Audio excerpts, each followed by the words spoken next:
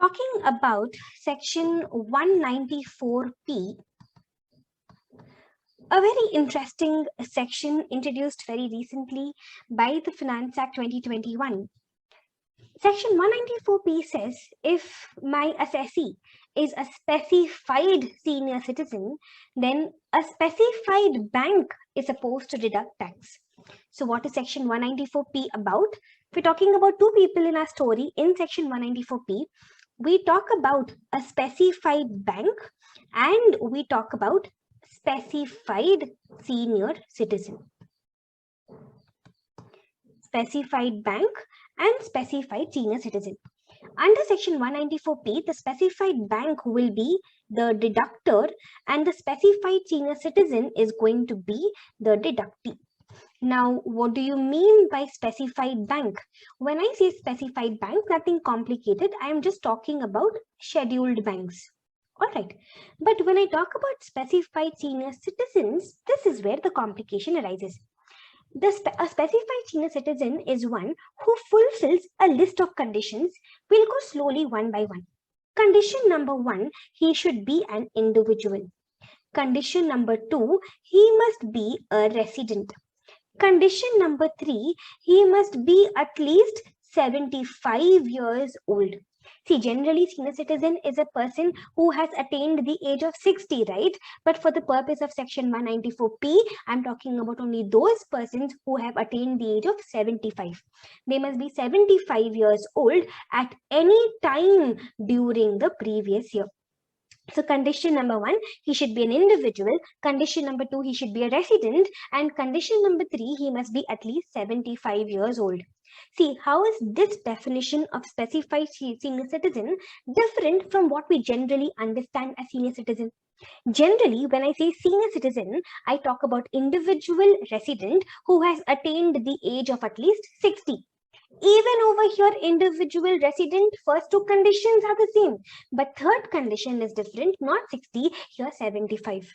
Okay, these two conditions are same. The first two conditions are just like any other senior citizen. See, this is one place where a lot of students actually make a mistake.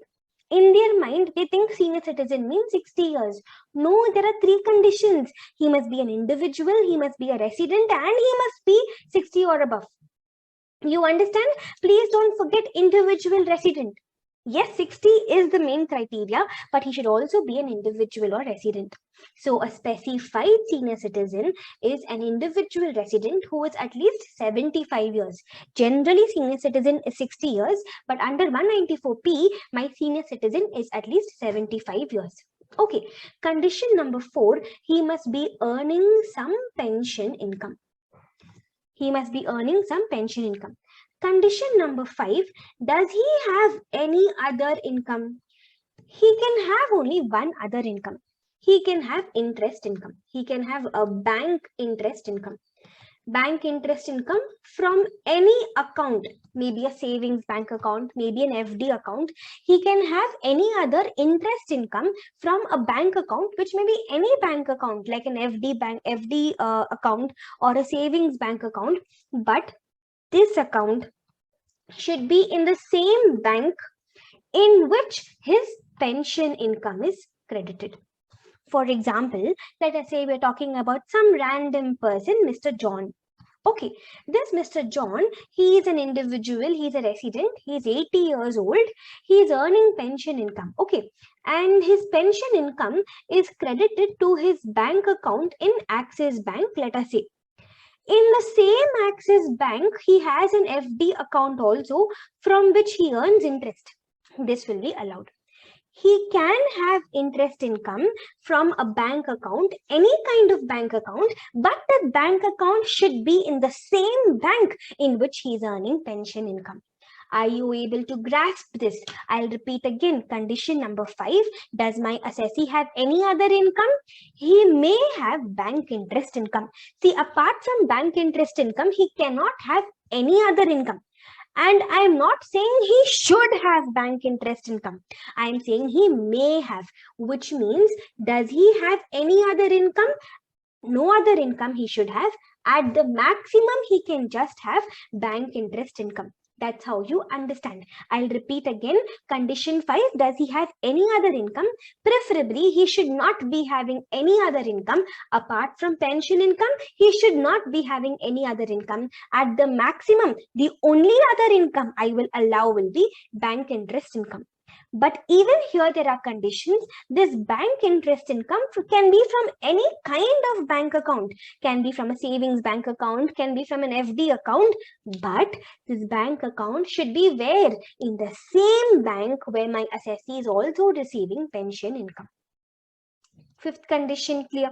Yes, so totally 5 conditions. Condition number 1, assessee should be an individual. Condition number 2, assessee should be a resident. Condition number 3, assessee must be at least 75 years old at any time during the previous year. Condition number 4, he must be receiving pension income. Condition number 5, he must not be having any other income.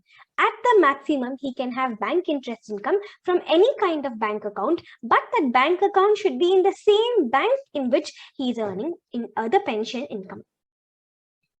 Got the 5 conditions? Yes, and lastly, condition number 6, one simple procedural condition only. This specified senior citizen should have submitted a declaration. The specified senior citizen should have submitted a declaration to the specified bank.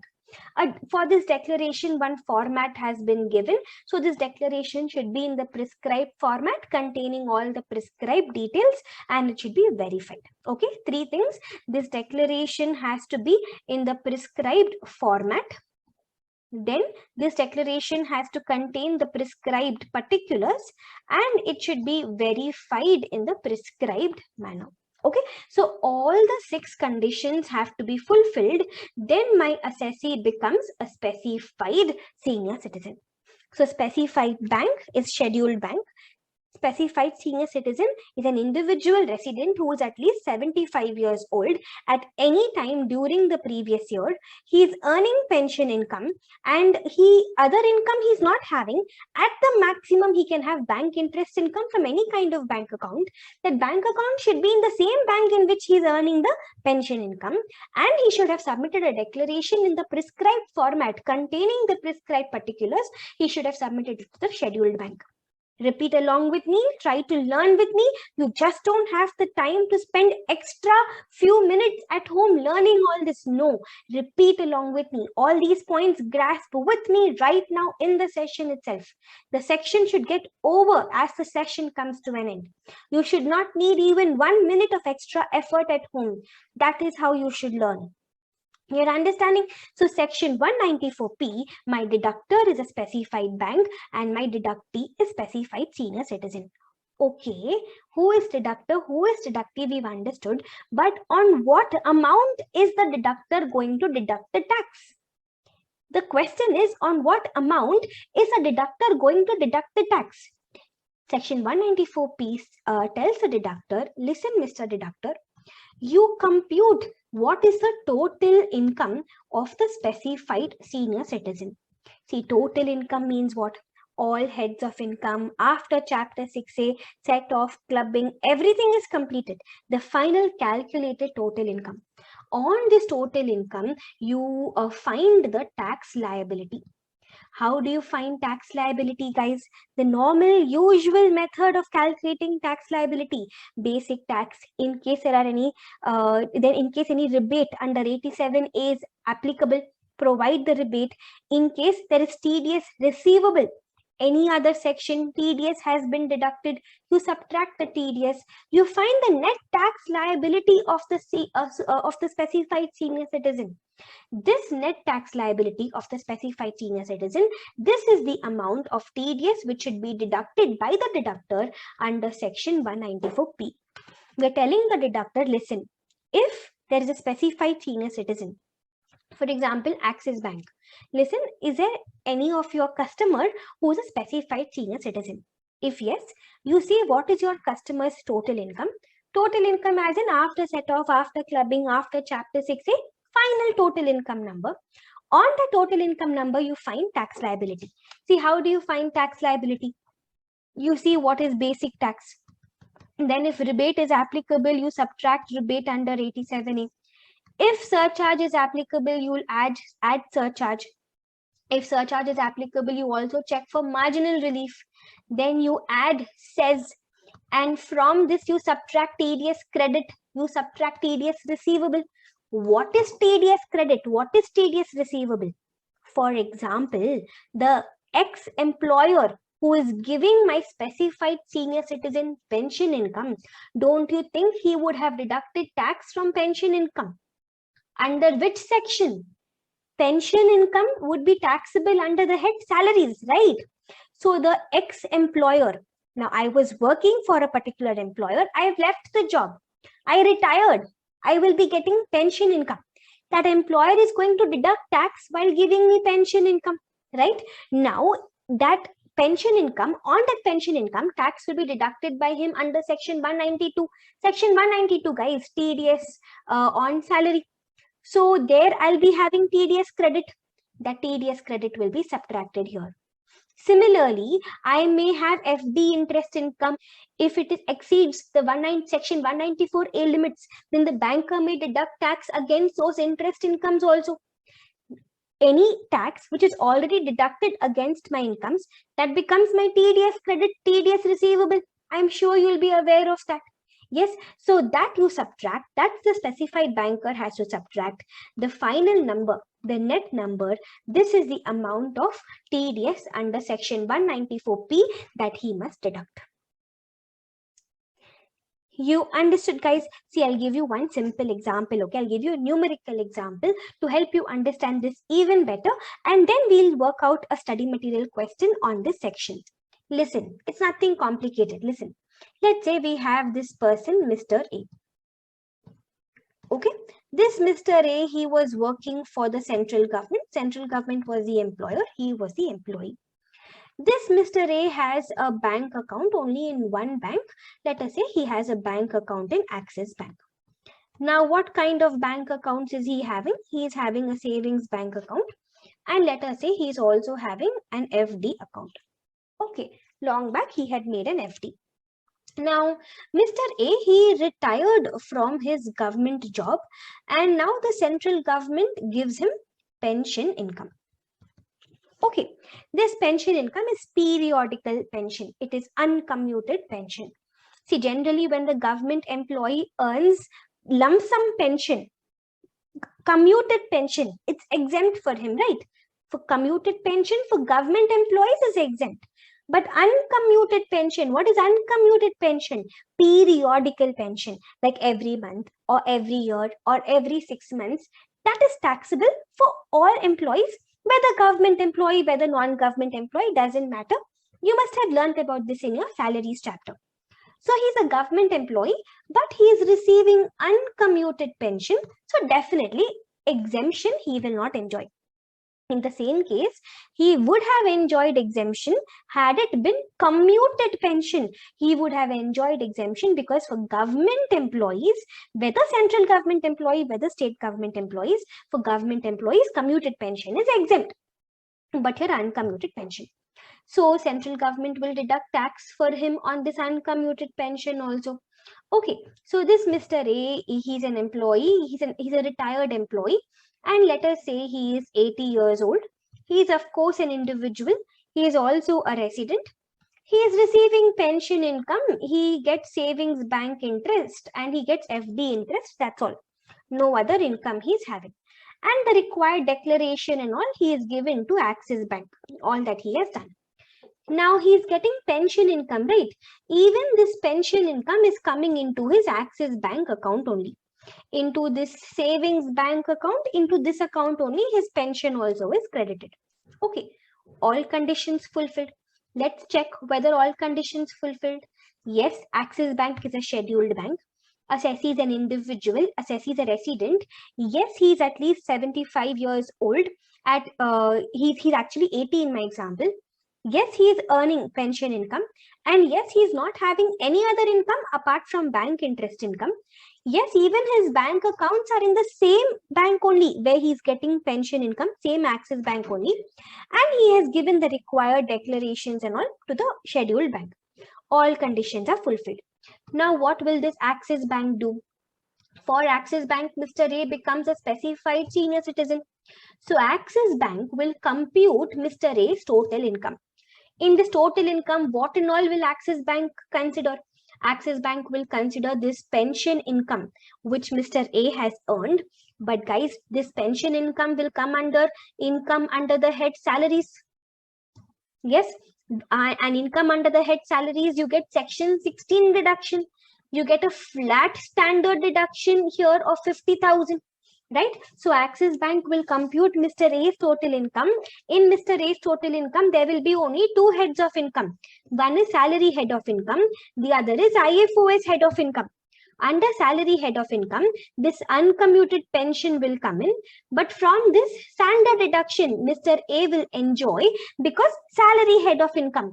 Of course, Section 16 standard deduction you get. So here you will get one number under the head salaries. Under IFOS, Mr. A will have savings bank interest. He will have even FD interest. Okay. He'll have another number here. No other income he is having. This will become his gross total income. Okay. Now he is 80 years. Okay. So, and he's having SB interest and FD interest, which means Section 80 TTB deduction he will get under Chapter 6A. So bank will subtract that also. 80 TTB deduction you will get for savings bank interest as well as for FD interest, right? And what is the maximum 80 TTB deduction you get?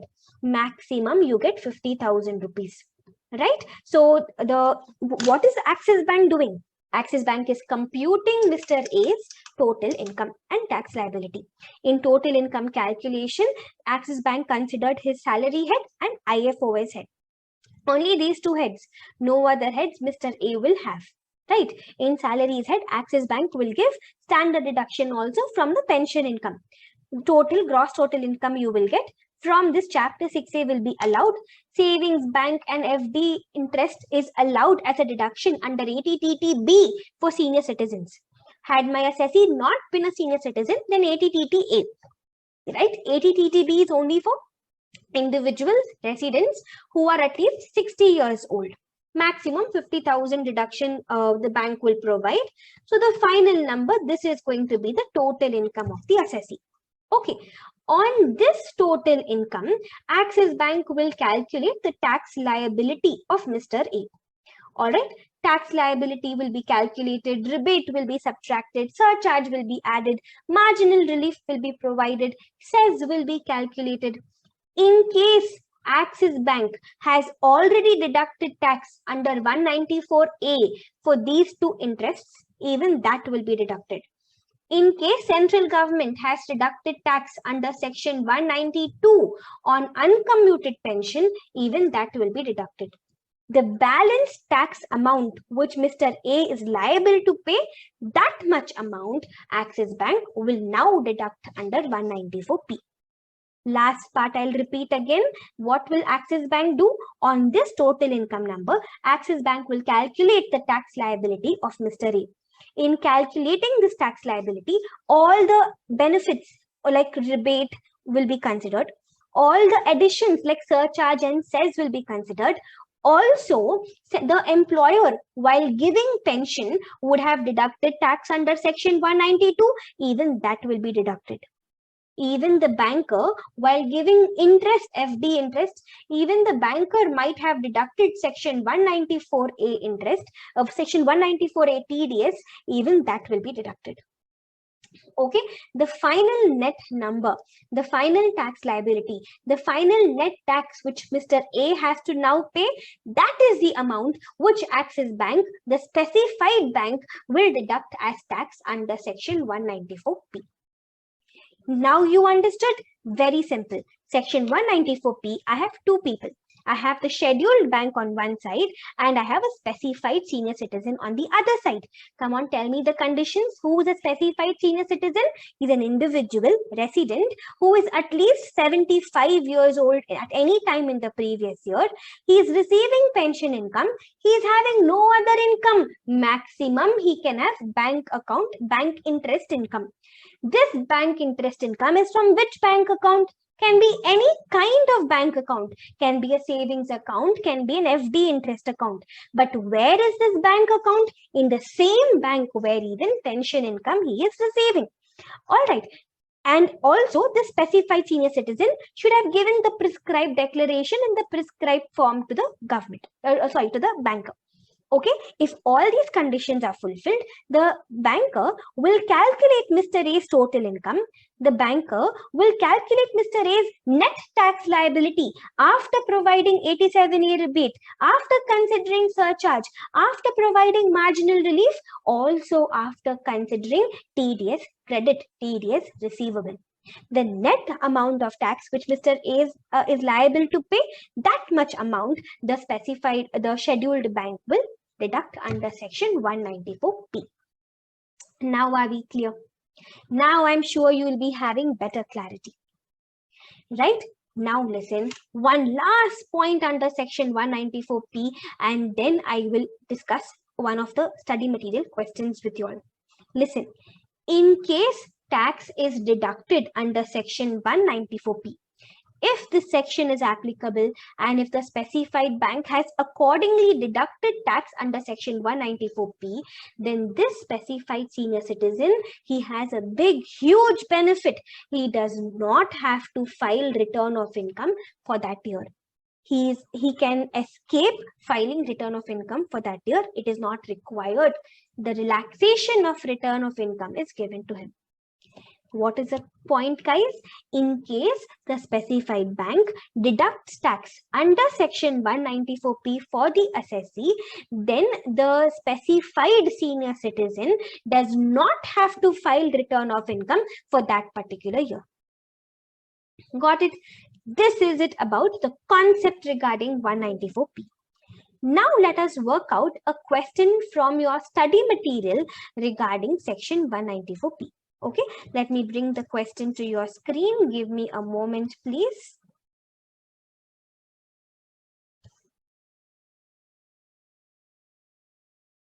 Look at this. Let's read the question. Let's see what it says. It says, Mr. Sharma, a resident Indian aged 77 years, gets pension of 52,000 per month from the UP state government. The same is credited to his savings account in SBI Lucknow branch. So he is a resident, he is Indian, he is aged 77 years, he is at least 75 years. He is getting pension income, 52,000 per month he is getting from the UP state government. And this pension income he is getting into his savings account in SBI, in Lucknow branch SBI. In addition, he is also getting interest 8% on FD of 20 lakhs with the said bank. Out of the deposit of 20 lakhs, 2 lakh represents 5-year term deposit made by him on 1st April 2021. Interest on savings bank credited to his SBI savings account for previous year 21-22 is 9,500. From the above facts, compute total income and tax liability of Mr. Sharma for assessment year 22-23, assuming he has not opted for 115 BAC. For subdivision, if you see, they're asking us to simply calculate his total income, his tax liability, without even bothering about 194P and all. His normal, usual calculation we have to do. The assessment year in question is assessment year 22-23. So, answer to subdivision A or 1. Answer to subdivision 1. Computation of total income. Computation of total income of Mr. Sharma for assessment year 22-23, nothing but we're talking about previous year 21-22. Okay, now what are his incomes? If we read from the very beginning, he is first of all getting pension income. He is getting pension income 52,000 per month, which means this is uncommuted pension. Yes, he is getting pension income from state government. It is uncommuted pension. It will be taxable. Had it been commuted pension, then you would have said government employee exempt. But this is uncommuted pension, hence it will be taxable for him. Under which head? Under the head under the head salaries. Right? So under the head salaries, my assessee, Mr. Sharma, has uncommuted pension income. It says 52,000 per month. So 52,000 into 12, this will work out to 6,24,000. Then assessee under salaries head, he also gets section 16 deductions. Under section 16 deduction, standard deduction, flat 50,000 my assessee will enjoy. So the net number is going to be under salaries 5,74,000. In addition to this, my assessee also has income from other sources. If you see, my assessee is having interest income, 8% interest income on FD, 20 lakhs. Out of this 20 lakhs, 2 lakhs is FD, 5-year FD made by him on 1st April 2021. In other words, total 20 lakhs FD he has. Out of this 20 lakhs, 18 lakhs he was having earlier itself. 2 lakhs is new FD which he made on 1st April 2021. So 18 lakhs was already existing on 1st April 2021. 2 lakhs was made on 1st April 2021. So on the entire 20 lakhs, all 12 months interest assessee will enjoy. Right? Why all 12 months? Because 18 lakhs was anyways existing on 1st April and 2 lakhs, the new FD also is made on 1st April itself. So on this entire 20 lakhs, 8% interest he is going to get. So under IFOS, FD interest on this entire 20 lakhs, he is going to get 8% for all 12 months for the entire year. This is going to be how much? This is going to be 1,60,000. In addition to the FD interest, the question also says that he gets a savings bank interest. Interest on savings bank credited to his SBI savings account is 9,500. So 9,500 is his savings bank interest. So his total IFOS is 1,69,500. Hence, the assessee's gross total income, if you see, that's going to be 7,43,500. Okay, they're asking us to calculate total income and tax liability. So total income is 7,43,500. Now, no wait, this is not total income. This is just the gross total income. Won't my assessee also enjoy Chapter 6A deductions? Right? Now, what are the Chapter 6A deductions that my assessee is going to enjoy? Let us go line by line and let us see. The question says that out of 20 lakhs, 2 lakhs FD he has made in the current year, and it is a 5-year FD. See, term deposit, time deposit, FD, they all mean the same thing. Okay. If my assessee makes any time deposit or any FD or any term deposit in his own name, if it is a 5-year term deposit, then he gets deduction under ATC. So this 2 lakhs which he's making in the current year, a 5-year FD in his own name, this 2 lakhs he will get as a deduction under section ATC. But we also know that under section ATC, what is the maximum deduction you can get? Just a moment. Yeah. So under ATC, what is the maximum deduction you get? You get only 1,50,000. So actually it was 2 lakh which my assessee has made in 5-year FD, but that 2 lakh I will restrict. I will restrict to the maximum allowed, which is only 1,50,000. In addition to this, any other Chapter 6A deduction that you can think of? See, my assessee is resident Indian and at least 60 years old. He is earning FD interest, he is earning savings bank interest. So can't we give our assessee section 80TTB benefit also? Yes, 80TTB benefit will be for FD interest and FB interest. Why 80TTB? Why not 80TTA? 80TTB applies to resident individuals who are 60 and above. Those conditions are fulfilled. So I'll give my assessee 80TTB benefit, total 1,69,500, but we will restrict it to 50,000. Right? Under 80TTB, the maximum deduction you get is 50,000. So total Chapter 6A deduction I have is 2 lakhs. So now if you see the total income of my assessee, it's going to be 5,43,500. This is the total income of our assessee. Okay. Now going to the second part, they're also asking us to calculate the tax liability of our assessee. Okay, now his total income we just calculated is 5,43,500. If you look at the assessee's age, he is a resident Indian who is 77 years old. He is at least 60 years, but he is below 80 years. which means he's a senior citizen and his basic exemption limit will be what? 3 lakh. Generally, basic exemption limit is 2,50,000, but because he's a senior citizen, his basic exemption limit will be 3 lakhs. So, what is his basic tax calculation now? His total income is 5,43,500. So, his basic tax calculation is going to be 10,000 plus 20% of 5,43,500 minus 5 lakh. Your normal usual slab rate calculation, guys. Up to 3 lakh, no tax. 3 lakh to 5 lakhs. On that 2 lakhs, 5% tax, which will be 10,000. Then above 5 lakh, up to 10 lakh, 20% tax. You know this. So 10,000 plus 20% of excess above 5 lakhs. Now calculate and tell me what is your basic tax liability. Your basic tax liability will work out to 18,700, guys. Yes, now assessee will not get 87A rebate because total income is more than 5 lakhs. 87A rebate you get only if total income is within 5 lakhs, right? So no rebate under 87A. No surcharge also because total income is not more than 50 lakhs. So straight away you will add cess at 4%. Cess at 4% will be 748. So the total tax liability of our assessee will be 19,448, which of course we will round off to 19,450. Okay, this is it about the first subdivision. What is a total income and what is a tax liability? Here, if you see, we did not apply 194P and all. Normal, usual calculation is what we have done here. Basic tax 18,700.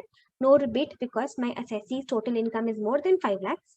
No surcharge because assessee's total income is within 50 lakhs. And says, as always, we will add. Total was 19,448, which we rounded off to 19,450. Now let us go to the second subdivision. What would be the amount of tax deductible at source by SBI, assuming the same is a specified bank?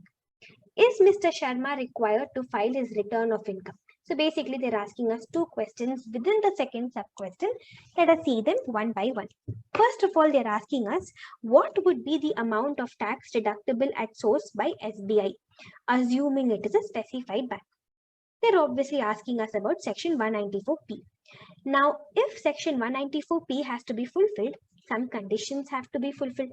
If Section 194P has to apply, 6 conditions have to be fulfilled. Now, what are the conditions? Let us see one by one. Condition number 1, he must be a resident. Yes, my assessee is a resident. Condition number 2, he must be an individual. Yes, Mr. Sharma, individual. Condition number 3, he must be at least 75 years old. Yes, he is 77, he is at least 75 years old. Condition number 4, he must be having pension income. Yes, he is getting pension income from UP state government. Condition number 5, he must not be having any other income. Maximum he can have bank interest income, but this bank interest should be from bank account in the same bank where he is getting pension. Let us see if this condition is fulfilled. Now see, pension income he is getting into which account? The pension income is credited to his savings account in SBI Lucknow branch. Now, where is he having FD interest income? Where is he having SB interest income?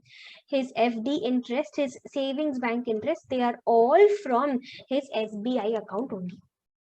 They say he has FD also with the said bank. So his FD also is with the same SBI bank. His savings bank account is his savings account also is in the same SBI. So yes, he is having any other income. Yes, that any other income is none other than bank interest income. But even this bank interest income, FD interest and savings interest are from the same SBI account, right? So even condition 5 is fulfilled. Condition 6, what is condition 6? That he must have given a declaration. Let us say that condition is fulfilled. So all the conditions are fulfilled, which means Mr. Sharma is a specified senior citizen, guys. And very clearly they have given, assuming that the bank is a specified bank. So if the banker is a specified bank and if the customer is a specified senior citizen, then the specified bank has to deduct tax under Section 194P. So does SBI have to deduct tax under 194P? Yes.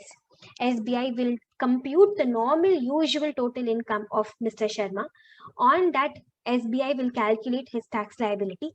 From this 19,450, in case any tax has been already deducted under section 192, that will be deducted. In case any tax has already been deducted under section 194A by the banker, even that will be deducted. On the FD interest, banker would have deducted 194A tax, even that will be deducted. This balance amount which you get, this is the amount which under section 194P SBI will be deducting now. Okay, so the question was, what would be the amount of tax deductible at source? We can't give the exact amount because we don't know how much tax was deducted at source under 192, under 194A, whether tax was deducted, whether tax was not deducted, we don't know. So we can't give the final number. We will just say, yes, tax will be deducted under section 194P by SBI. Why? Because all these conditions are fulfilled, number one. And what is the amount? From this 19,448, from the tax liability, we will subtract the TDS credit. That is, we will subtract tax which is already deducted from the pension income under section 192. We will subtract tax which is already deducted by the banker under section 194A from FD interest.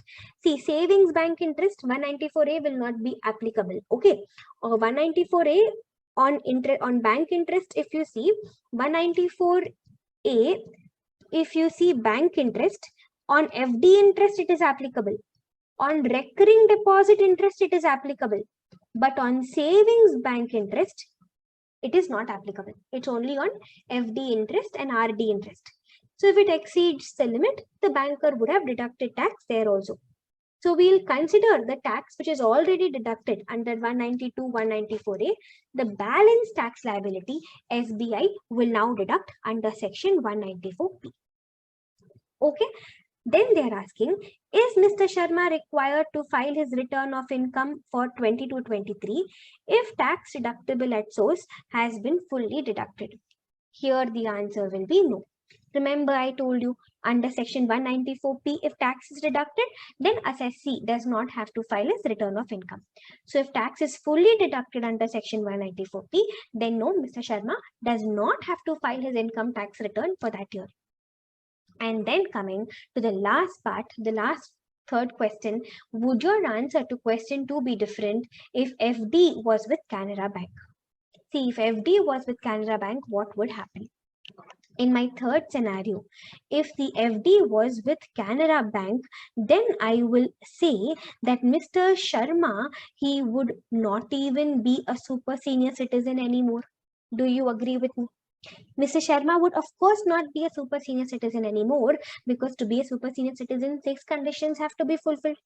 And one of the conditions is, in case you are having bank interest income, that bank interest should be from a bank account in the same bank where you're getting pension. Assessee is getting pension in SBI and assessee is going to get FD interest from Canara Bank. Which means, don't you think this condition is getting fulfilled? This condition is getting violated. Yes, because he's getting bank interest income from a bank account which is other than the bank where he has pension income. He is getting pension income from SBI. He is getting FD interest from Canada, 2 different banks. Hence, this condition is violated. Very beginning, when I was discussing 194P, that time itself we discussed, if he is having any other income, maximum he can have only bank interest income. That bank interest income can be from any kind of account, but that account should be in the same bank where he is receiving pension. Here this condition is not fulfilled. Hence 194P will not apply. Mr. Sharma will not be a super senior citizen, will not be a specified senior citizen, and 194P will not apply. All right. So the third question was, would your answer to question number 2 be different if FD of 20 lakh was with Canara Bank instead of SBI? Yes, in that case, section 194P would not be applicable. Total income will stay the same. tax liability would still stay the same. Even in the third scenario, the UP state government would have deducted tax at source under Section 192 from pension. Canara Bank will deduct tax at source under Section 194A on the FD interest, but Section 194P will not apply. Alright, are we all thorough with 194P, guys? Yes, so 194P, remember the conditions, remember the keywords: specified bank and specified senior citizen. Specified senior citizen is an individual resident 75 years and above, and he should be receiving pension income, should not be having any other income apart from bank interest income. The bank interest income can be from any kind of bank account, but the bank account should be in the same bank from in which the assessee is receiving pension income. And lastly, the specified declaration in the prescribed format, the specified senior citizen should have filed with the specified bank. This is it about Section 194P.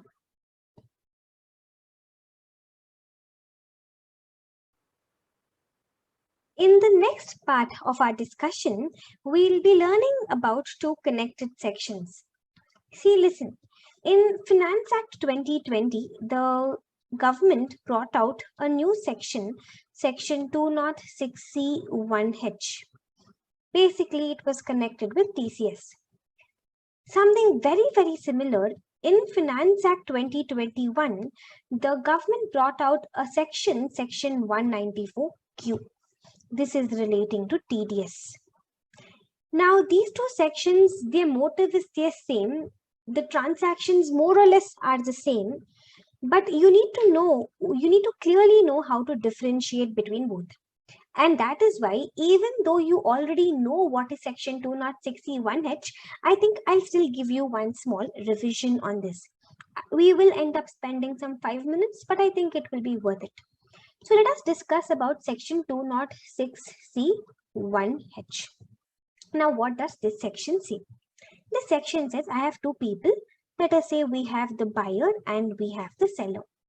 The seller has sold goods to the buyer, and the buyer is going to pay consideration for the goods to the seller. Section 206C1H puts responsibility on the seller that you collect tax. Seller, you collect not only consideration from the buyer, not only collect consideration for the goods, you also collect TCS from the buyer. So Section 206C1H puts responsibility on the seller that when the seller is collecting consideration for the goods from the buyer, along with the consideration, the seller will also collect tax at source. This TCS will be at the rate of 0.1%, a very small amount, 0.1%. But in case any other TCS section is applicable, or if any other TDS section is applicable, or if it happens to be exports, then in those cases, the section set 206C1H will not apply. Okay, so when 206C1H will not apply, if it is if any other TCS section is applicable, or any other TDS section is applicable on that transaction, or if it is export, then TCS will not apply under 206C1H. Okay, a very special point about 206C1H was that this section will apply only if the sale consideration, only if the total, the aggregate sale consideration is more than 50 lakhs. We will look at the aggregate consideration. What is the total amount of consideration that the buyer has to pay throughout the year for the goods purchased? In simple words, we will see what's the total value of the goods purchased. This aggregate should be more than 50 lakhs. Okay, only then TCS under 206C1H was applicable. And that too, this TCS at 0.1% will be collected only on the excess. For example, if the seller has sold goods to the buyer for 55 lakhs, let us say, 55 lakhs is more than 50 lakhs. So on the excess 5 lakhs, 0.1%, buyer will have to pay TCS to the seller. This is what you would have learned. Another special point about 206C1H was that, see, generally what happens if the GST component is shown separately in the invoice, then on the GST component, generally we don't deduct tax, right? But in section 206C1H, even on the GST component, even on that 206C1H will apply. Even on the GST component, the tax has to be collected. So we will consider even the GST component. When you see the aggregate, you will consider even the GST component, even if it is shown separately in the invoice. All right, so this is what section 206C1H said. One more extra point was that the section will apply only if the seller is a person whose turnover in the preceding previous year turnover, if you see, it should be more than 10 crore rupees. Okay, this is what 206C1H said. I'll give you one quick revision of 206C1H. Listen. 206C1H applies when the seller is selling goods to the buyer in such a way that the aggregate amount of consideration which the buyer owes on these goods is more than 50 lakhs. Then on the amount in excess of 50 lakhs, the seller will collect from the buyer not only the consideration, seller will also collect tax at the rate of 0.1% on the excess. Now, when should this TCS be paid? What is the time of payment of TCS? When should the seller collect the TCS? At the time of receipt. Basically, when the seller is collecting the consideration from the buyer, at that time, along with consideration, seller will also collect TCS. So, the time of receipt of consideration, seller will collect tax at the rate of 0.1% only on the excess.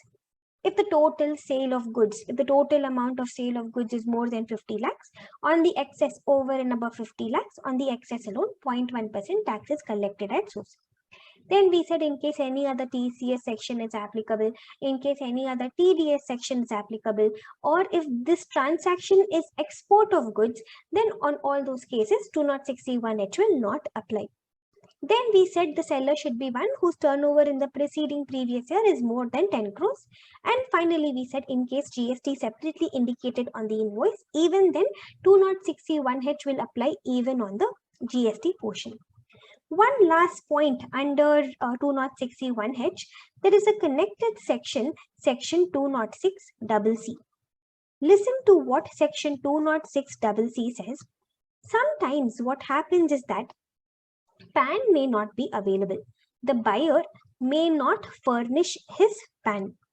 If the buyer does not give his PAN, in that case, we tell the seller to collect tax at a higher rate. Buyer is supposed to give his PAN number to the seller. But for some reason, if the buyer is not furnishing his PAN number to the seller, we tell the seller to collect tax at source, to collect TCS at higher rate. So generally, in such cases, 206CC says you compare two things. You compare two rates. Number one, you see 2 times of the applicable rate. Okay, and you compare that with 5%. These two numbers, you pick whichever is higher, that much tax seller has to collect. So when does 206CC apply? 206CC applies when the buyer is not able to give his PAN. In that case, TCS rate will change. TCS rate will be 2 times of whatever rate is applicable or 5%, whichever is higher. But this will apply in all other TCS cases. In case section 206C1H TCS is applicable, and if the buyer is not able to give his PAN number, in that case the TCS rate will be same thing, guys, 2 times of the applicable rate, that is 2 times of 0.1%, but instead of 5%, we will compare it with 1%. This is the only thing that will change. Okay, so here I've given you once again a revision of 206C1H and also a connected section 206CC we have learned. Okay, to give you an even better understanding or to give you an even solid, confidence on this section, I'll quickly put down the points. Under section 206C1H, what are the criteria, guys? We'll go one by one, we'll go point by point. first of all, we had said that who should my seller be? My seller should be a person whose preceding previous year turnover is more than 10 crore. This I'll put as condition 1. Then what is condition 2? The aggregate consideration which is payable during the year, the aggregate amount of sale which happened during the year. Instead of saying aggregate consideration, instead of that, I'll say the aggregate value of goods sold. Basically, what is the consideration due for all the goods which are sold during the year by that seller to that particular buyer? Aggregate value of goods sold should be more than 50 lakhs. Even equal to 50 lakhs, we will not consider. I'm talking about more than 50 lakhs. In this aggregate value, you will include even the GST component I told you. Then condition number 3, any other TCS section should not be applicable. Any other TDS section should not be applicable. Also, it should not be exports. Okay. Anything else we've missed? We said seller should be a person whose preceding previous year turnover more than 10 crore. Total consideration due on the goods which are sold during the year. Total sale value of goods should be more than 50 lakhs. Then we said, when will the seller collect TCS? He will collect TCS at the time of receipt of consideration. Then what was the TCS rate I told you? The TCS rate we said will be 0.1%. But section 206CC also will apply. When does 206CC apply? 206CC applies when buyer does not give PAN. When buyer does not give PAN, for all other TCS sections, the rate will be 2 times. The rate will be 2 times of the applicable rate or 5%, whichever is higher.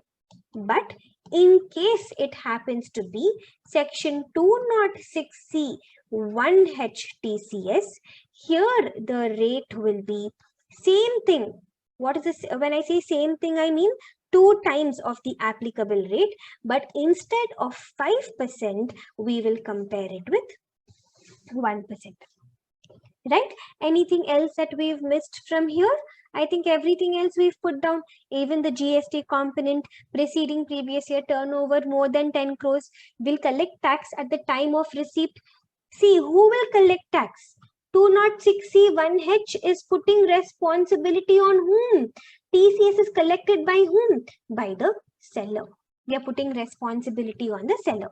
Then we also spoke about this, none other TCS section should apply, no other TDS section should apply. It should not be export. TCS will be 0.1%. 0.1% of what? 0.1% of excess. Excess as in over and above 50 lakhs. On the excess, 0.1% will be collected at source.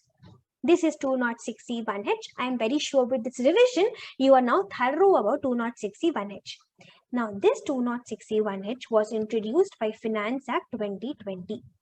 The very next year, in Finance Act 2021, Section 194Q was introduced. This Section 194Q puts responsibility on the other party, puts responsibility on the buyer. Section 194Q puts responsibility on the buyer. It asks the buyer to deduct tax at source. Now, let us see what exactly happens in 194Q.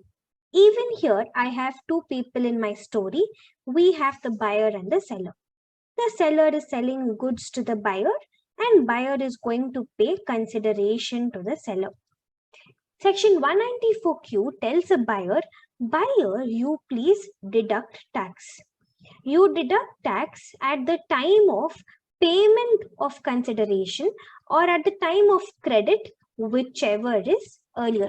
Tax has to be deducted at the time of payment or credit, whichever is earlier. This section also has a lot of conditions. Here, the buyer should be a person whose preceding previous year turnover was more than 10 crores. Okay. Condition number 2, the seller over here should be a resident seller.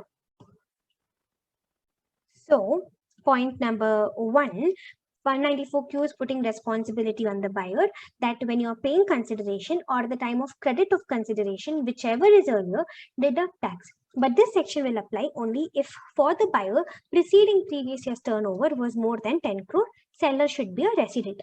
Now, even over here, this section will apply only if the aggregate value of the goods, the aggregate value for the entire year should be more than 50 lakhs. Even over here, tax will be deducted at the rate of 0.1% only on the excess. Same example I'll give you. Even over here, if the total amount of goods being purchased, sold here was more 55 lakhs, let's say, then on the excess 5 lakh alone, 0.1% tax will be deducted at source by the buyer. So even over here, the tax rate is 0.1% on the excess. Then some more points under this section. Section 194Q will apply only if no other TDS section is applicable. For example, if section 194O and section 194Q both are applicable, you will apply 194O only. I'm very sure you will be able to recall 194O. Remember that section where I tell the e-commerce operator to deduct tax at source. So if any other TDS section is applicable on my transaction, then you will apply that other TDS section. You will not apply 194Q. So any other TDS section is applicable, you apply that. In case any other TCS section is applicable, you see which TCS section is applicable. You see, is it section 206C1H? If on the same transaction, section 206C1H and section 194Q both are applicable, then you'll always give priority to section 194Q.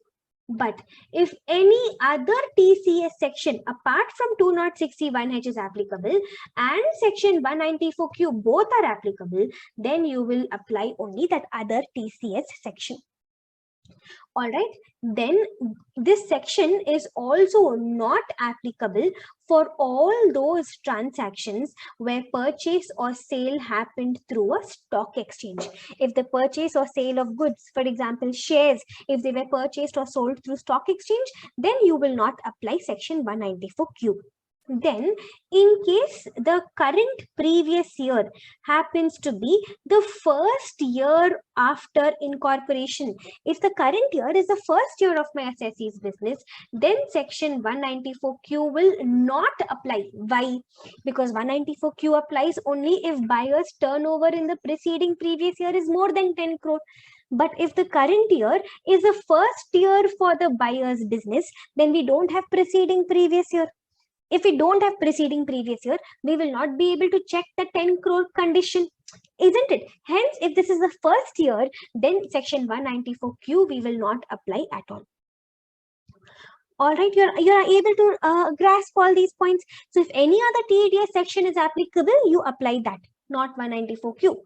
In case any other TCS section is applicable, you see which one is it. If it is 206C1H, then you apply 194Q. But if any other TCS section is applicable, you apply that TCS section and not section 194Q. All right, guys.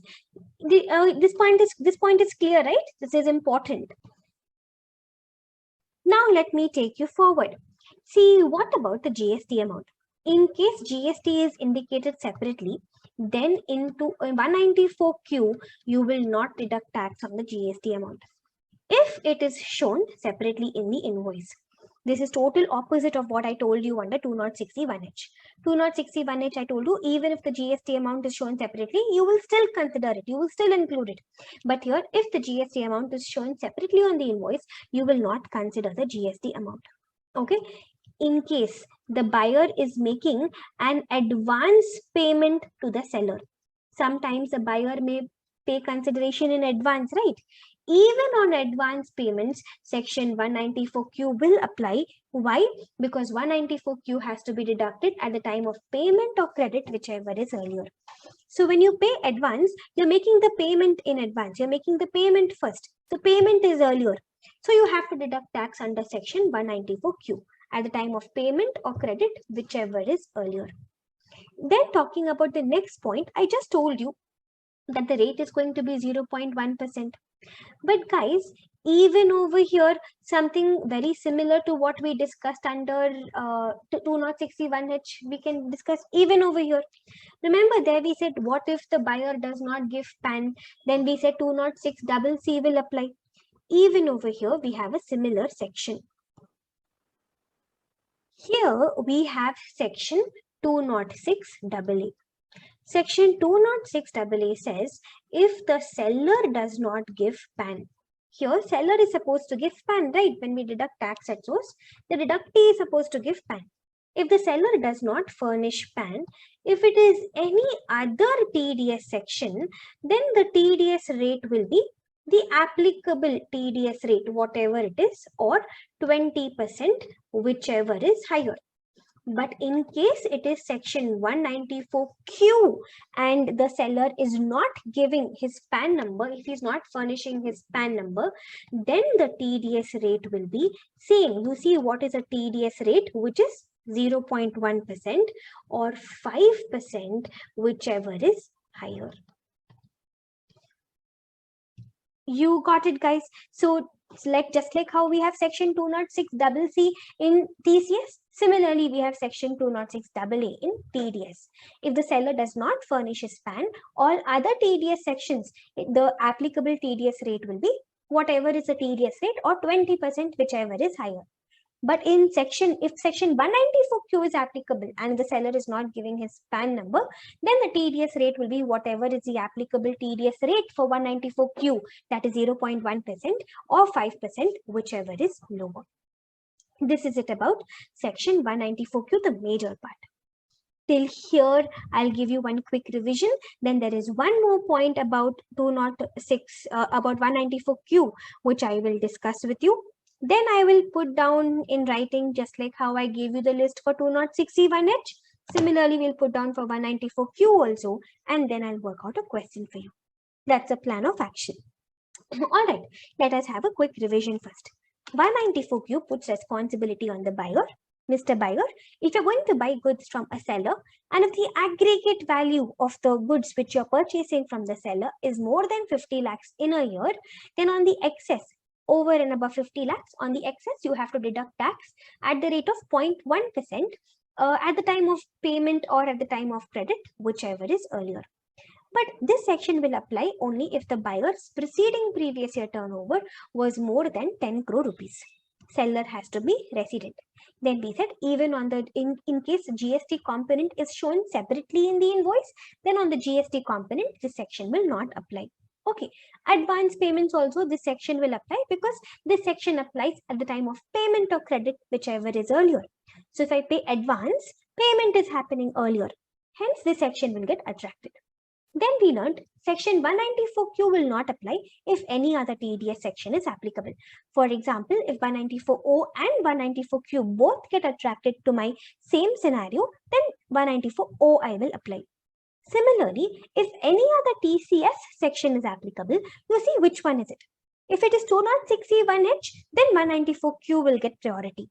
If it is any other TCS section, then that other TCS section will get priority. Then we learned if the transaction is happening through stock exchanges, then this section itself will not apply. And also we learned, in case the current year is the first year of my assessee's business, first year of my buyer's business, then preceding previous year we don't have. If we don't have preceding previous year, then the criteria that preceding previous year turnover should be more than 10 crore. Can't fulfill that.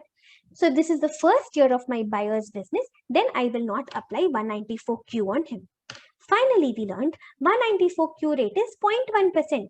But in case the seller is not giving his PAN number, then the TDS rate will be 0.1% or 5%, whichever is higher.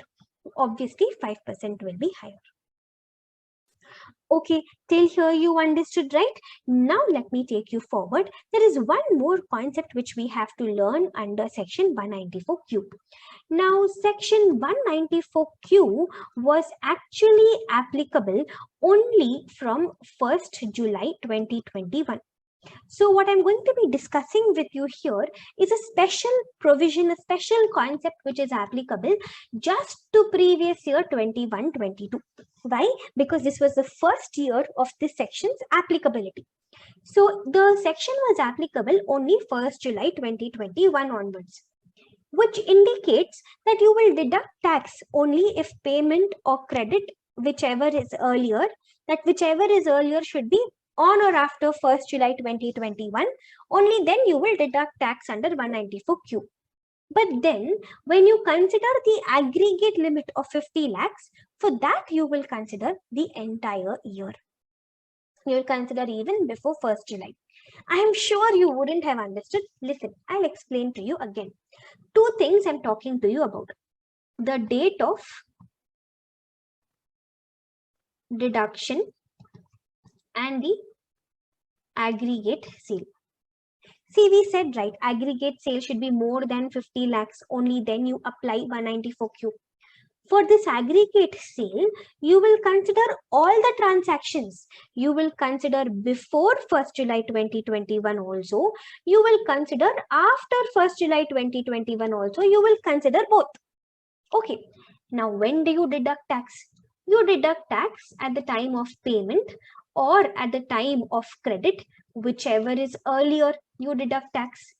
If this whichever is earlier date is before 1st July 2021, then you will not deduct tax. Why? Because this section is applicable only on or after 1st July 2021. If this whichever is earlier date is on or after 1st July 2021, then only you will deduct. Okay, in the aggregate value, you will consider even those transactions which happened before 1st July 2021. But when you are deducting tax, the date of deduction should be on or after 1st July 2021. See, I'll give you some examples. You'll get even better understanding for sure. Just be a little patient through this discussion. Listen, let us take a situation. Let us say that before 1st July 2021, 20 lakhs sale happened before 1st July 2021. And on or after 1st July 2021, let us say 40 lakhs sale happened.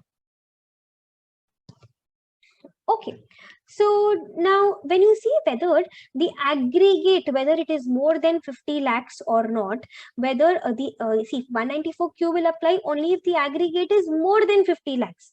So when you see whether aggregate is more than 50 lakhs or not, you don't differentiate between these two periods. You consider the entire thing. What is the total? 60 lakhs. 60 lakhs is more than 50 lakhs. So yes, aggregate is more than 50 lakhs. Now, if the aggregate is more than 50 lakhs, section 194Q TDS at 0.1% will apply. On what it will apply? On the excess. Over and above 50 lakhs on the excess. So my total is 60 lakhs. So what is the excess, guys? Over and above 50 lakhs, the excess is 10 lakhs. So on 10 lakhs, TDS will be deducted at source under 194Q. Okay, so on or after 1st July 2021, 40 lakhs transaction happened. Out of 40 lakhs, on 10 lakhs, 0.1% TDS we will deduct at source. Then we saw the aggregate when we were considering whether the total is more than 50 lakh or not. We will consider the entire year. Even before 1st July 2021, we will consider. Considering even before 1st July 2021, total is 60 lakhs, more than 50 lakhs. Hence, yes, 194Q will apply. Okay, but it will apply only on the excess, above 50 lakhs. Above 50 lakhs is just 10 lakhs. So only on 10 lakhs it will apply. But listen, one more situation I'll give you. Let us say before 1st July 2021, it was 80 lakhs, let us say. On or after 1st July 2021, 10 lakhs sale happened, let us say. So aggregate, when you're seeing the aggregate, whether it is more than 50 lakhs or not, I'll consider for the entire year, these two periods I will not differentiate. So the aggregate is 90 lakhs. 90 lakhs is more than 50 lakhs. Hence, yes, 194Q will apply. The aggregate 90 lakhs. So what is the excess over and above 50 lakh? What is the excess? Over and above 50 lakhs, the excess is 40 lakhs, guys.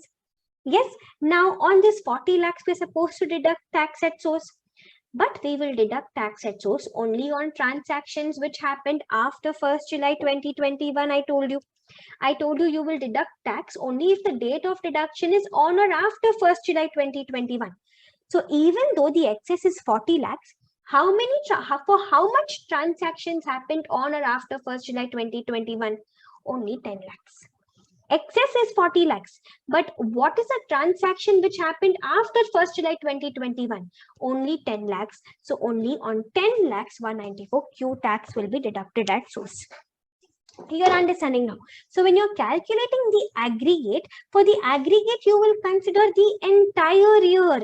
90 lakhs. 90 lakhs more than 50 lakhs. Hence, yes, 194Q will apply. But on what amount will you deduct tax at source? On the excess. Excess over and above 50 lakh is 40 lakhs. But you will deduct tax at source only on transactions which happened on or after 1st July 2021. The excess is 40 lakhs, but transactions which happened on or after 1st July 2021 is only 10 lakhs. So only on 10 lakhs, I will deduct tax at source. Why didn't we do all this discussion in the first scenario here? Because first scenario, if you see, the total was 60 lakhs. Excess is how much? Excess over and above 50 lakhs. Excess is 10 lakhs. So on 10 lakhs, we have to deduct tax at source. We have to deduct only on transactions after 1st July. After 1st July, 40 lakhs transaction happened. But we have to deduct tax only on 10 lakhs. 10 lakhs well within 40 lakhs. So we were able to deduct. Second scenario, excess is 40 lakhs. But on or after 1st July 2021, we had transactions only for 10 lakhs. So only on this 10 lakhs, we will deduct tax at source under 194Q. Alright, I'll give you one more example.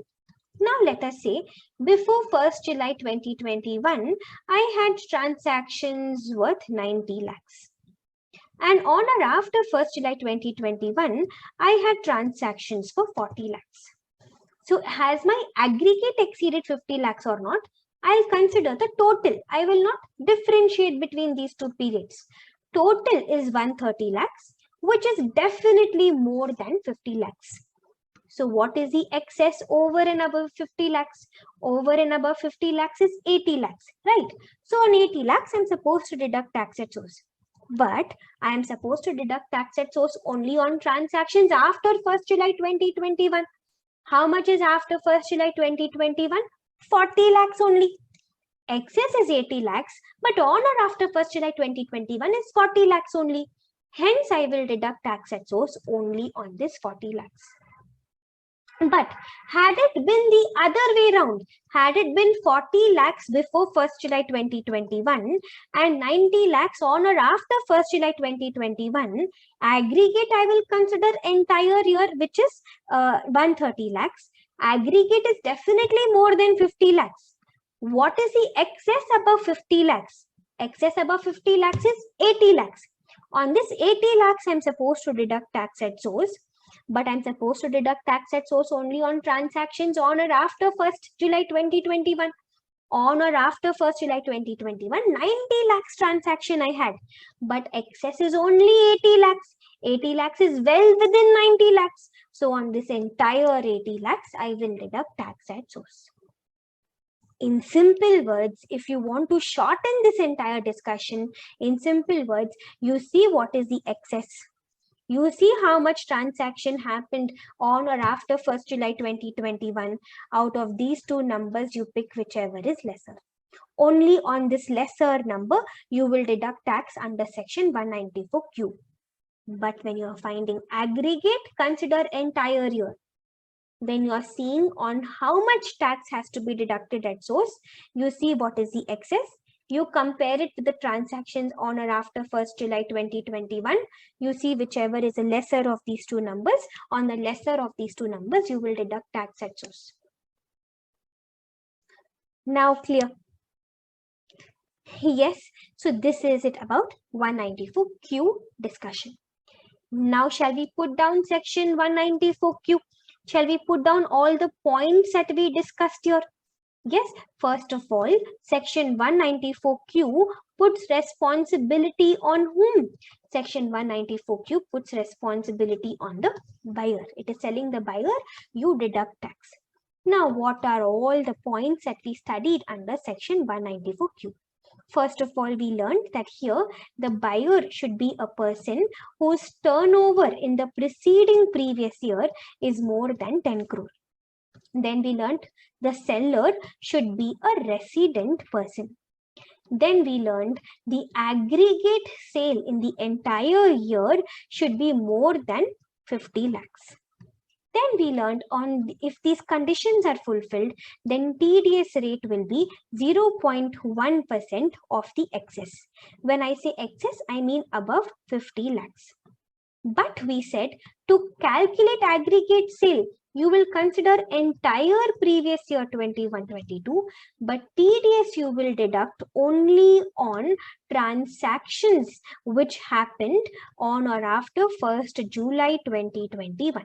Remember this, guys, you will deduct tax only on transactions which happened on or after 1st July 2021. Okay, then what are the other concepts we said? We said GST element. We never consider, if GST is shown separately, then we never consider GST element in section 194Q.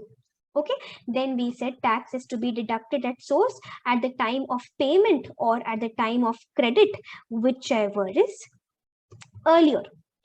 We also said the rate is actually 0.1%, but we have another section, section 206AA. 206AA says if the seller does not give his PAN number, then if it is any other TDS section, the TDS rate will be whatever is the applicable TDS rate or 20%, whichever is higher.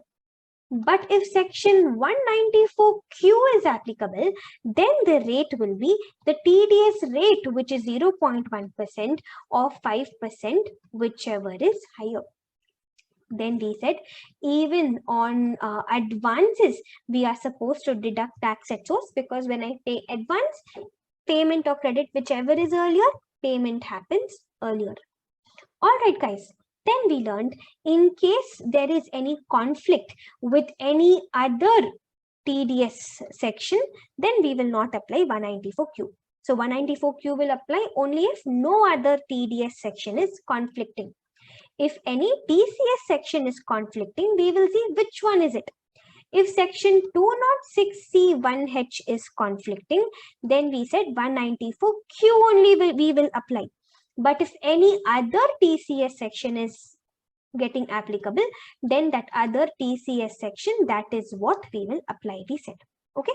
And no other TDS section should conflict, only then you can apply 194Q.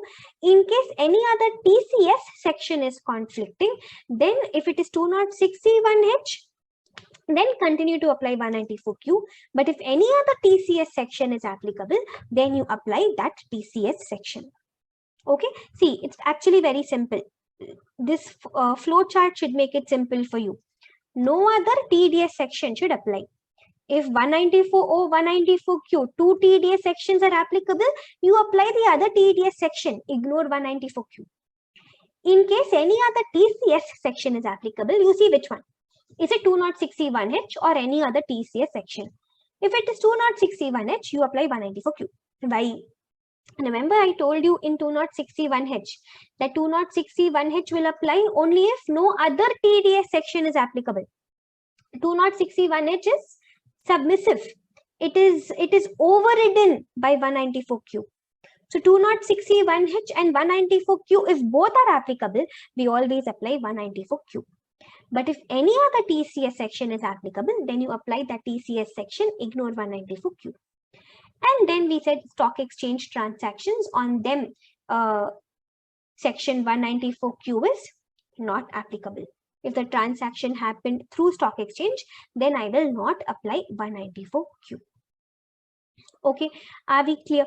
So this is it about the entire discussion regarding 194Q. I hope you're feeling confident about this now. Yes, shall we try one question regarding 194Q? Let us see if we are able to handle this question.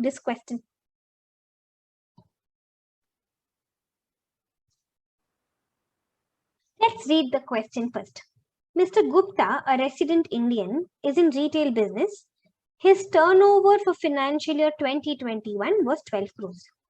He regularly purchases goods from another resident, Mr. Agrawal, a wholesaler, and the aggregate payments during financial year 21-22 was 95 lakhs. Let's draw a diagram. We have two people, buyer and seller. Buyer is Mr. Gupta and seller is Mr. Agarwal.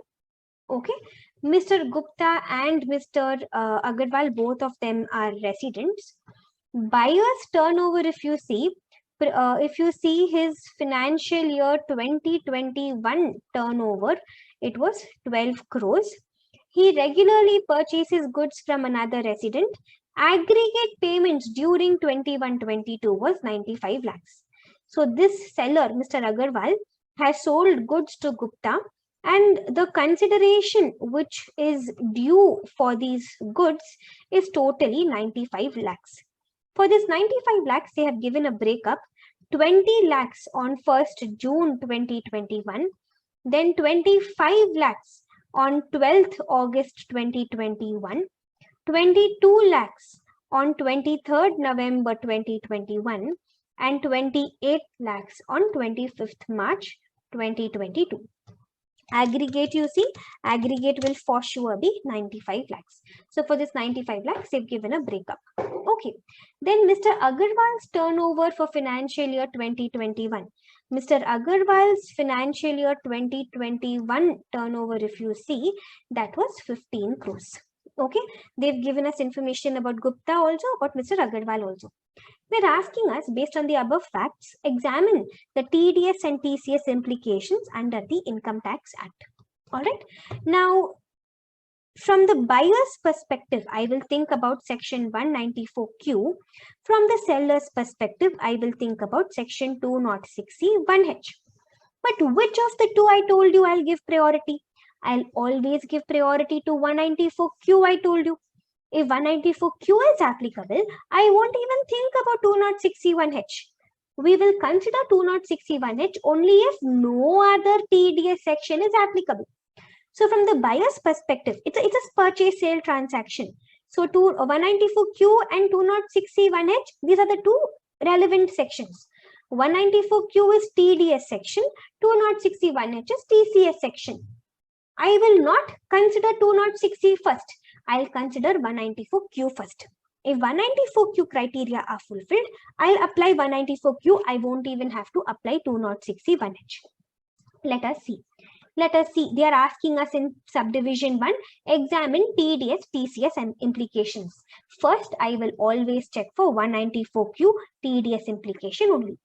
Now, what are the conditions I told you? What was the first condition we said? Buyer's preceding previous year turnover should be more than 10 crore. Buyer preceding previous year turnover is definitely more than 10 crore. It is 12 crore. We are doing the calculation for financial year 21-22. So preceding previous year will be 2021. So yes, buyers preceding previous year turnover, if you see, is definitely more than 10 crore. First condition fulfilled. Second condition, seller should be a resident. Question clearly says Mr. Agarwal is a resident. So Mr. Seller is a resident. Even this condition is fulfilled. Third condition, aggregate sale should be more than 50 lakhs. Entire year, if you see, don't have to differentiate between the two periods. Entire year, the aggregate sale should be more than 50 lakhs. Yes, even this condition is fulfilled. It is 95 lakhs. But then I told you, you will deduct tax only on the excess. See, what is the excess, guys? The excess, if you see, it is above 50 lakhs. Excess is 45 lakhs. But we will deduct tax only on transactions on or after 1st July 2021. Now, on or after 1st July 2021, totally how much transaction do you have on or after 1st July 2021? On or after 1st July 2021, it is totally 75 lakhs. Okay, excess is 45 lakhs. On or after 1st July 2021 is 75 lakhs. What did we conclude? We'll deduct tax on whichever is lesser. So on the excess 45 lakhs, we will deduct tax at 0.1%, which will be what, guys? 45 lakhs into 0.1%, 4,500 will be the tax which has to be deducted at source. For the aggregate, I considered the entire 95 lakhs, but on what amount should I deduct tax? I considered only on or after 1st July 2021. Excess 45 lakhs or 75 lakhs, whichever is lesser. 45 lakhs is lesser. So on that 0.1%, which is 4,500 rupees, this is going to be my tax to be deducted at source. Okay, now you got it. Now, when will this tax be deducted at source? Let us see that also. Let us go even more in deep. Okay, think from the buyer's perspective. On this 20 lakhs transaction, on 1st June 2021, he anyways wouldn't have deducted anything, because this section is applicable only on or after 1st July 2021. 1st June 2021, he wouldn't even have deducted anything. Then on 12th August 2021, when the transaction happened, 25 lakhs transaction happened, even here he would not have deducted anything, because the total was only 45 lakhs. 194Q tax will be deducted only if the total is more than 50 lakhs. But as on, see, I'm putting myself in the buyer's shoes on this date. On 12th August 2021, he is seeing only 45 lakhs transaction happened. He wouldn't have deducted tax. On 23rd November 2021, he's seeing totally how much transaction has happened. 20 on 1st June, 25 on 12th August, and 22 now on 23rd November. So he sees that total 67 lakhs transaction has happened. Now 67 lakhs, it has crossed 50 lakhs, right? So it has crossed 50 lakhs by how much? It has crossed 50 lakhs. What is the excess? 17 lakhs is the excess. So on this 17 lakhs at 0.1%, on 23rd November, 1,700 Mr. Buyer would have deducted at source. Do you agree with this? Pause for a moment. Think about this. Put yourself in the buyer's shoes. 23rd November, he's thinking total sale, total transactions during the year have reached 67 lakhs, which is more than 50 lakhs. More than 50 lakhs means 194Q is applicable only on the excess. But what is the excess? The excess is 17 lakhs. So 23rd November, 22 lakhs transaction he is doing, 17 lakh is the excess.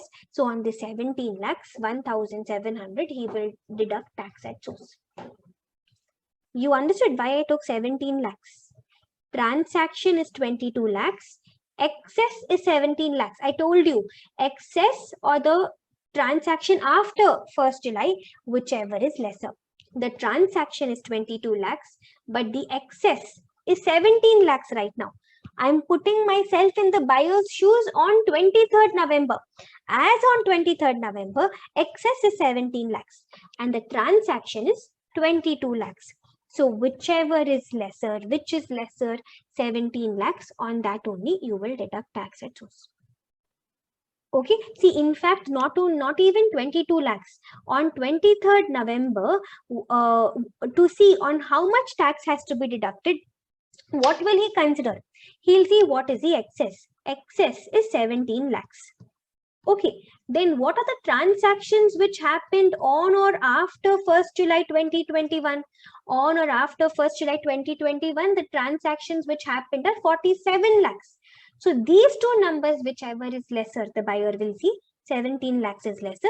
So on 17 lakhs, 1,700, he will deduct tax at source. Then on 25th March 2021, see, already tax 194Q TDS is already attracted. 23rd November, he has already deducted, which means that point onwards, he anyways has to deduct. So 25th March, what happened? He had a transaction of 28 lakhs. So on that 28 lakhs, 1%, 2,800, he will deduct tax at source. Here at this stage, no need to think about, 0.5. Okay, wait. Even at this stage, let us do the same thinking that we did earlier. What is the total now? 67 lakhs plus this 28 lakhs.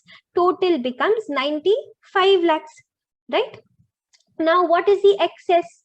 The excess is going to be 45 lakhs. And what are the transactions which happened on or after 1st July 2021? Transactions on or after 1st July 2021 are 75 lakhs. So which is lesser? 45 lakhs. On 45 lakhs, tax is to be deducted. But on 17 lakhs, we already deducted tax. So 45 minus 17, only on 28 lakhs, he will now deduct tax at source. So 2,800 he will deduct. Totally 4,500 he would have deducted. This is what we had written over here. Okay, put yourself in the buyer's shoes. On 1st June 2021, if this is the only transaction on 1st June 2021, what he would have thought? He would have thought, anyways, before 1st July 2021, section itself not applicable, nothing he would have deducted. Then on 12th August 2021, what he would have deducted? What he would have thought? He would have thought, okay, aggregate is what? 20 lakhs on 1st June, 25 lakhs on 12th August. Aggregate is only 45 lakhs. Aggregate is not more than 50 lakhs. He would have thought, okay, no 194Q. Then on 23rd November, another transaction happened. 23rd November, what he would have thought? Aggregate, he'll consider entire year. Aggregate would be 1st June 20 lakhs, 12th August 25 lakhs, 23rd November 22 lakhs. It's becoming 67 lakhs, which is more than 50 lakhs, right? So the excess he would have seen is 17 lakhs. But he would have also seen what are the transactions which happened on or after 1st July 2021. On or after 1st July 2021 is only 25 lakhs and 22 lakhs, which is 47 lakhs. So these two numbers, whichever is lesser, on 17 lakhs, he will deduct tax at source on 23rd November 2021. Then 25th March 2021, he'll see aggregate. Aggregate for the entire year has become 95 lakhs. 95 lakhs, which is more than 50 lakhs, which means 194Q is applicable. But on how much? On how much should you deduct? See the excess, which is 45 lakhs. See the transactions which have happened after 1st July 2021, which is 75 lakhs. These two numbers, whichever is lesser, 45 lakhs. Now this 45 lakhs, out of this 17 lakhs, I've already deducted tax at source. So only on the balance 28 lakhs, 0.1%, I will deduct tax at source. This is nothing but a simple application of what I've been telling you for quite some time. Aggregate value, consider the entire year. But whether you should deduct tax at source or not, the transactions you consider only on or after 1st July 2021. Whether aggregate has crossed 50 lakhs or not, you'll consider the entire year. But when you're deducting tax at source, you will deduct tax at source only on or after 1st July 2021. So on or after 1st July 2021, on what amount should you deduct tax at source? How will you see?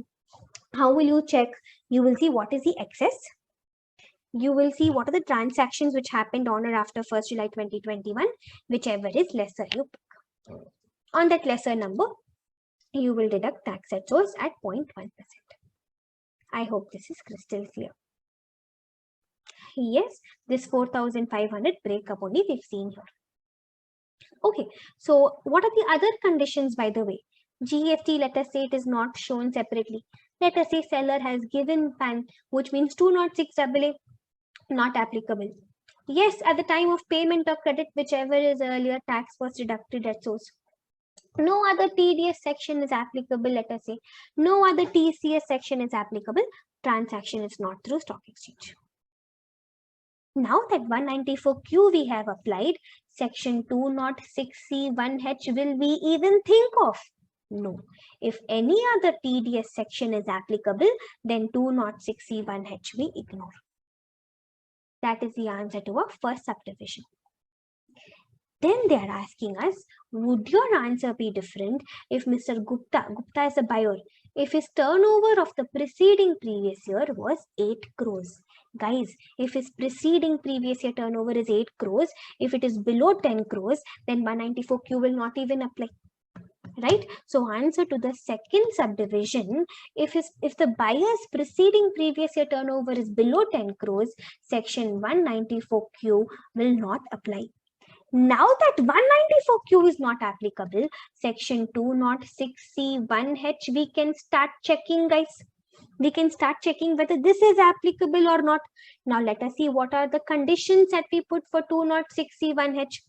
206C1H, we said seller's turnover preceding previous year should be more than 10 crore. Yes, the seller's preceding previous year turnover is definitely more than 10 crore. See, what is Mr. Agrawal's turnover preceding previous year? 15 crores. More than 10 crores. Condition 1 fulfilled. Then what is the next condition? Aggregate value of goods sold should be more than 50 lakhs. See, 206C1H, you don't have to think about 1st July 2021 and all, because 206C1H was had come into force in previous year 2021 itself. Okay, so we are calculating for previous year 21-22. 21-22, we will not apply that criteria. See, when I was telling you about this this particular point about 1st July 2021 in 194Q, I told you this point will apply only in 21-22. Other years, you will not bother about that 1st July 2021 date. Why? Because this was the first year in this section is applicable.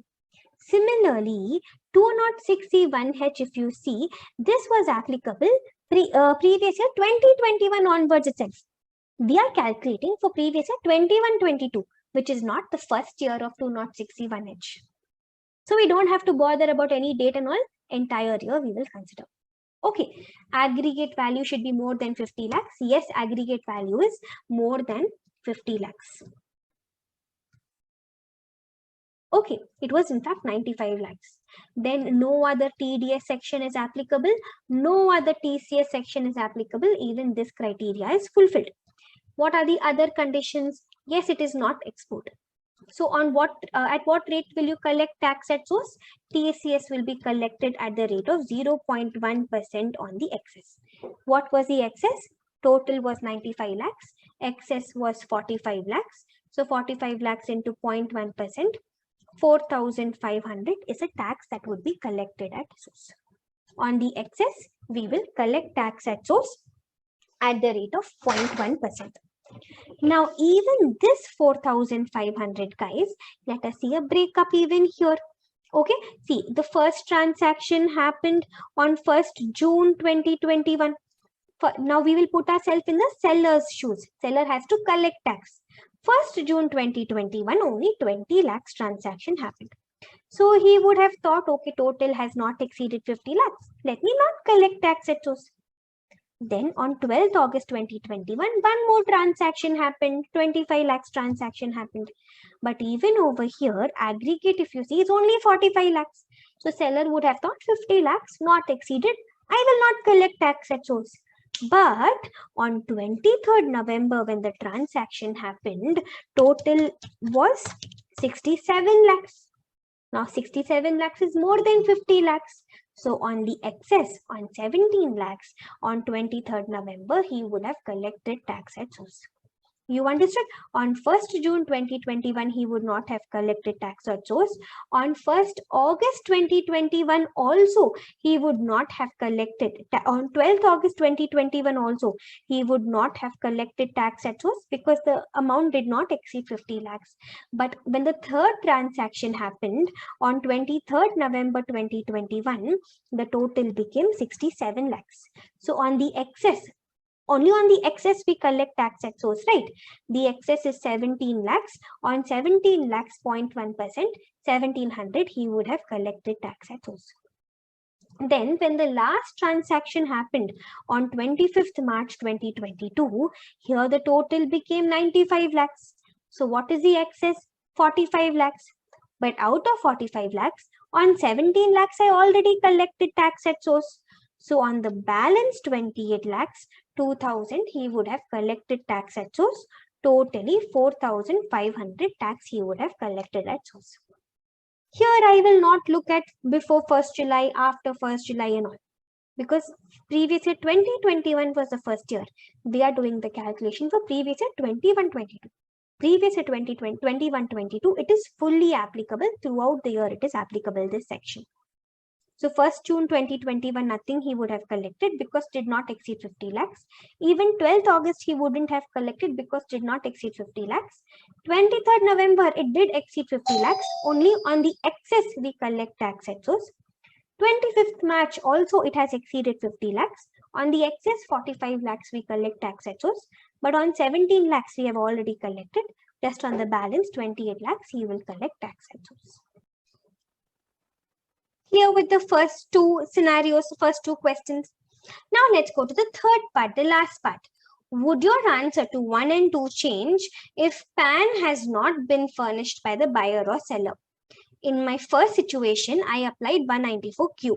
Now, if the seller does not give his PAN number, then instead of 0.1%, I will apply section 206AA, guys. 194Q, seller is not giving PAN, we'll apply 206AA and we will deduct tax at the rate of 5% instead of 0.1%, right? So so what will be 5% instead of 0.1%? 45 lakhs into 5%, 2,25,000. This will become the amount of tax to be deducted at source. In case the seller does not give his PAN number, then we will deduct tax at source at the rate of 5% instead of 0.1%. That will turn out to 2,25,000.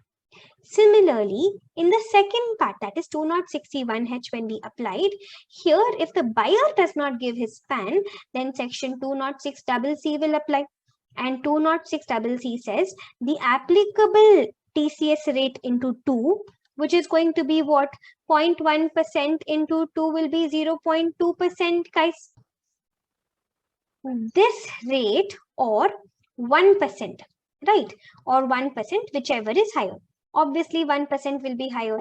So instead of 0.1%, if I collect tax at 1% on the excess 45 lakhs, if I calculate 1%, 45,000 will become the tax to be collected at source.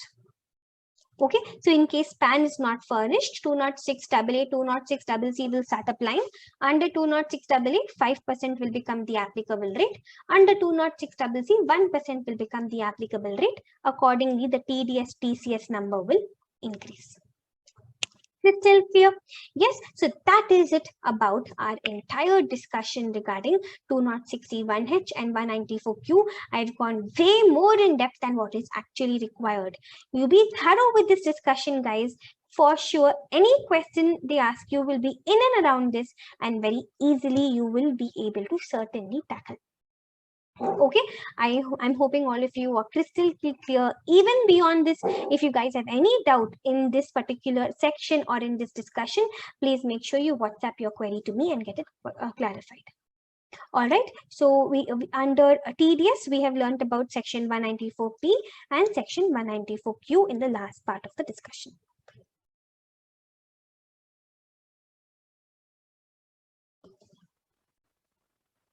Going to the next part of our TDS discussion, we are going to be learning about section 206AB here. Listen carefully. I have two people, Tom and Jerry. By the way, this section is connected with TDS. I'm telling you this because a similar section in TCS also I will be discussing with you. Tom is the deductor, let us say, and Jerry is the deductee. Right now, we are in previous year 21-22, let us say. If you look at two preceding previous years, that is preceding previous year 2021 and preceding previous year 1920, if you look at both the preceding previous years, Jerry has not filed his income tax return. For both the preceding previous years, Section 139(1) due date is over, let us see. Condition number 1, for both the preceding previous years, Jerry has not filed income tax return. For both the preceding previous years, condition number 2, 139(1) due date is over. And for both the preceding previous years, if you see, how much ever tax Tom is supposed to deduct from Jerry and how much ever tax Tom is supposed to collect from Jerry, both put together is exceeding 50,000. Each of the years, if you see, TDS plus TCS is at least 50,000. 3 conditions. Condition number 1, for both the preceding previous years, the deductee did not file income tax return. Condition 2, for both the preceding previous years, section 139(1) due date is over. Condition number 3, for both the preceding previous years, the TDS and TCS applicable is at least 50,000. All the 3 conditions should be fulfilled. If all the 3 conditions are fulfilled, then the TDS rate will change. The TDS rate will become 2 times of whatever the applicable rate is, or 5%, whichever is higher. TDS rate will be 2 times of whatever is the applicable rate, or 5%, whichever is higher. For example, let us say Tom was supposed to pay interest to Jerry. Okay, on this interest, Tom was supposed to deduct tax under section 194A. He was supposed to deduct tax. Now, Jerry has fulfilled all the 3 conditions. Jerry did not file income tax return. Even 139(1) due date is over. TDS, TCS is also at least 50,000. Let us say all these conditions are fulfilled. Now 194A, what is the tax rate? What is the TDS rate generally in 194A? What is 194A about? 194A is about interest, and under 194A, our TDS rate is 10%. So, all the 3 conditions are fulfilled, hence the 10% will change. The 10% will become 2 times of whatever is the rate, 2 times of 10%, that is 20%, or 5%, whichever is higher. That is, instead of 10% now, 20% will start applying. Did you follow? Yes, so I have 3 conditions, guys. Condition number 1, the deductee, all the 2 preceding previous years, he did not file his income tax return. Condition number 2, both the preceding previous years, 139(1) due date is over. Condition 3, both the 2 preceding previous years, TDS and TCS, if you see, is at least 50,000 in each year. If all the 3 conditions are fulfilled, then the TDS rate will change under 206AB. The TDS rate will become 2 times of the applicable rate, or 5%, whichever is higher. Okay, but 206AB is not applicable to some sections. 206AB is not applicable to some 4 to 5 sections. Listen carefully. Number 1, it is not applicable to section 192, salaries. Number 2, it is not applicable to section 192A, your PF amount withdrawal. Then it is not applicable to 194B and 194BB, your lottery winnings, horse race winnings and all. And then it is also not applicable to section 194N, your cash withdrawal section. To these 5 sections, 206AB will not apply, which means if the deductor is supposed to deduct tax under these sections, then 206AB will not apply. So 206AB, point number 1, 3 conditions should be fulfilled. Point number 2, if all the 3 conditions are fulfilled, the deductor will have to deduct tax at a different rate, which is 2 times of the applicable rate, or 5%, whichever is higher. Point number 3, but if the deductor is deducting tax under any of these 3 sections, then under these 5 sections, then 206AB will not apply.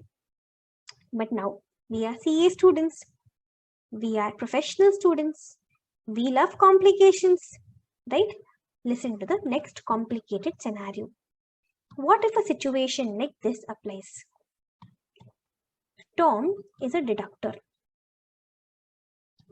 and Jerry is a deductee.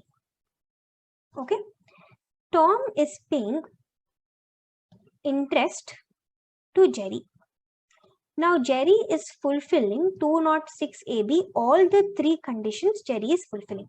That is, all the 2 preceding previous years he did not file income tax return. 139(1) due date is over. TDS, TCS is at least 50,000 in both the preceding previous years. 206AB conditions, all the three conditions are fulfilled, which means the TDS rate will now become 2 times of the applicable rate. Interest means section 194A will be the TDS section. So 2 times of the applicable rate is, let us say, 2 times of 10% becomes 20%, or 5%, whichever is higher. So which is higher? Obviously 20%.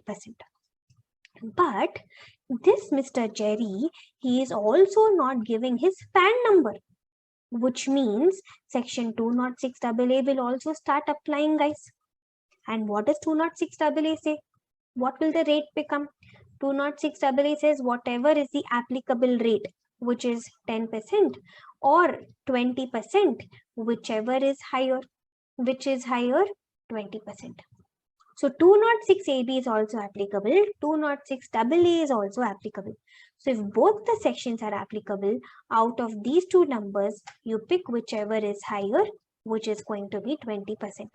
In simple words, if 206AA and 206AB, if both of them are applicable, then you apply both and you see whichever is the higher of the two, you apply that. Are we clear, guys? So if 206AA, 206AB, if both are applicable, that is 206AB, 3 conditions deductee is fulfilling. He is not giving PAN also. You apply 206AB and find the rate. You apply 206AA and you find the rate. Out of both the rates, you pick whichever is the higher rate. Okay, so this is it about 206AB. If you've understood 206AB, a very similar section we also have in TCS. We have 206 CCA, section 206 CCA in TCS. So what we just studied, 206AB, that was connected to TDS, and now 206 CCA, this is going to be connected with TCS. Here also I have two people in my story, let us say Tom and Jerry. Tom is the collector of tax. From Jerry, he is supposed to collect tax. Same 3 conditions, guys. Jerry is fulfilling all the 3 conditions. That is, 2 preceding previous years, he did not file income tax return. Both the 2 preceding previous years, 139(1) due date has expired. Then both the 2 preceding previous years, if you see, TDS and TCS put together is at least 50,000 in each of the years. Exact same thing, guys. All the 3 conditions are fulfilled. Then the TCS rate will change. Same thing even here. TCS rate will be 2 times of whatever is the applicable rate, or 5%, whichever is higher. 2 times of the applicable rate or 5%, whichever is higher. Even over here, I will discuss the same thing. What if Jerry is not giving his PAN number? Then 206CC will also apply. We just discussed this some time back. 206CC will also apply. If 206CC is also applicable, then you apply 206CCA, you find the rate. You apply section 206CC and you find the rate. Out of both of them, you pick whichever is higher. Okay, so 206CCA and 206AB, exactly same. Only thing difference, 206AB will apply to TDS and 206CCA will apply to TCS. If you understood 206AB, 206CCA, very easily you would have understood. Okay, so with this, we are done learning with 2 connected sections, 206AB and 206CCA.